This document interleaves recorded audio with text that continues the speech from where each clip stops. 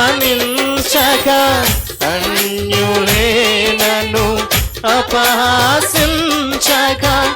ఆత్మీయులే నన్ను అవమానించగా అన్యులే నన్ను అపహాసించగా అందని వైతివయ్యా నా కొండ నీవే యేసయ్యా అందని వైతివయ్యా నా కొండ నీవే యేసయ్యా యేసయ్యా